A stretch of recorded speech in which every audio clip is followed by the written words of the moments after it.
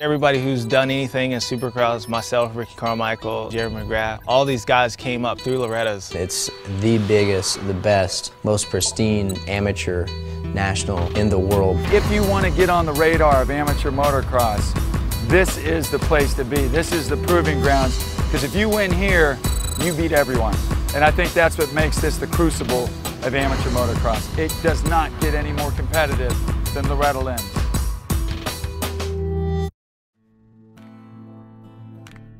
The competition this week's probably going to be pretty stacked. The Southeast has most of the fast guys, with the exception of a few, so it's going to be pretty stacked for sure. This weekend, Dakota heads to the Southeast Regional, where he hopes to make it to Loretta Lynn's. If you get 8th or 1st, doesn't matter. No difference. You're going to the Loretta's no matter what, so 8th in this race is just good as 1st. For Dakota, winning the regional would be ideal, but qualifying is a must. I mean, of course, in the back of my head, I want to win, so does everyone else, so the goal, I guess, is to win.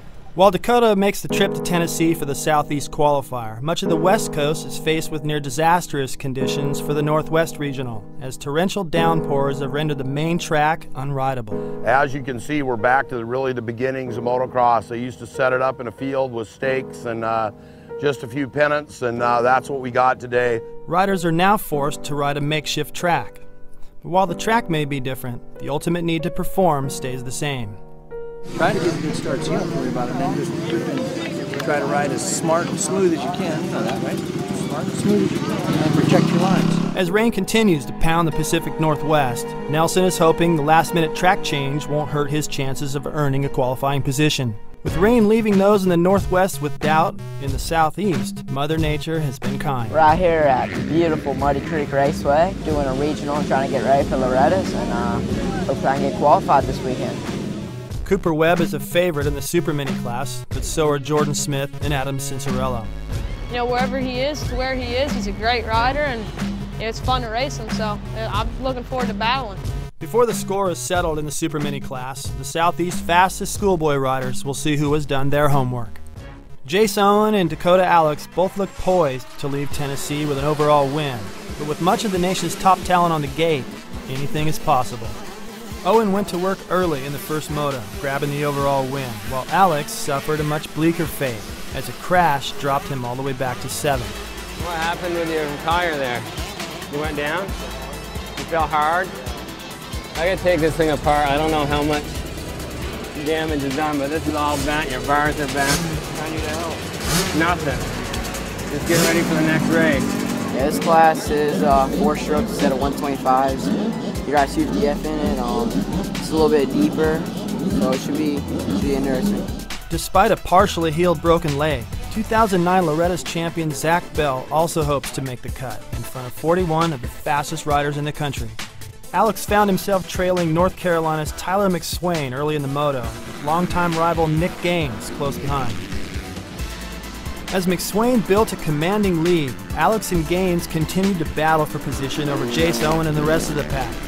A battle that would end in a freak collision. Got caught up with Nick Gaines, sucked into his rear wheel and dragged for a few feet. He's in the hospital right now. They're talking about doing surgery on his liver, possible collapsed lung and shoulder damage, so I'm waiting to hear. It looks like our hopes for Loretta's this year might have ended with that moto. With Alix out of contention in the East, the best in the West gear up for their race in the rain. I guess one of the coolest things about Loretta Lynn's that started many years ago is the family aspect.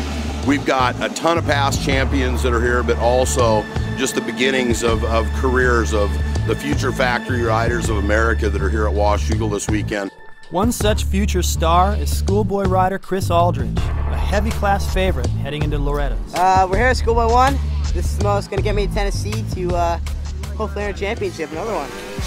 Aldridge would prove why he's the favorite in the Schoolboy 1 class by dominating both motos. However, he would suffer a different fate in Schoolboy 2.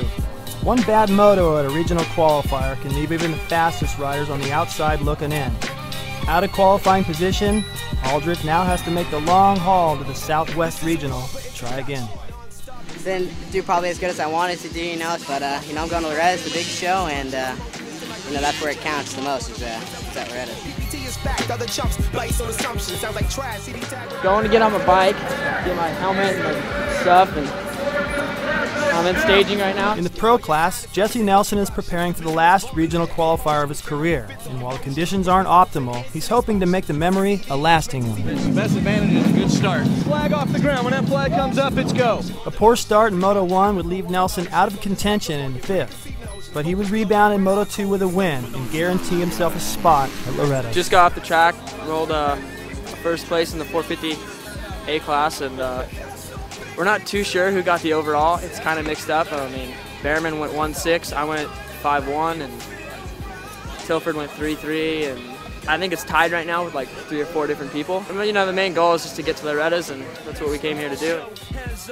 With each rider's destiny being decided in the rain-soaked Northwest, back in Tennessee, Jace Owen proved to be the top dog in Schoolboy 1. The top 7 here qualifies, so I guess I don't really have to win, but I want to come out strong and show all these kids what I can do. Owen was able to take the overall win in Schoolboy 1, while the Super Mini class was dominated by Adam Cincerello.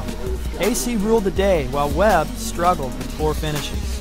Yesterday was a little rough. We had some bike issues, and mainly just on the 150. The 250 went really well. He won the moto for the Schoolboy 2. Webb's struggles were soon forgotten with remarkable rides in the Schoolboy 2 class. Despite being the class newcomer, Webb impressed on the bigger bike. My goal was to qualify in that class, and to get 3rd overall, it's pretty awesome, especially all the competition that's here this weekend. I mean, there's just a handful of guys missing in that Schoolboy class, so gives me a lot of confidence, and go home, train, and see how I am. Coming soon on the road to Loretta's. I'm really focused on proving myself that I'm a guy to beat, you know. Regional is definitely going to be tough. We're only missing a couple guys. It's going to be like a mini national. We're out here at the Freestone Regional. This is my last chance to get in, and going through this weekend hoping to get top 6. Some heat. There's a bunch of people that can go fast, but I'll prove my point at Loretta's. Gotten 2 titles there. I've been there 11 years in a row. It's my 12th year going. It's my last year. We're all just going to go out there and try to race as hard as we can, and I know I am, and see what goes down.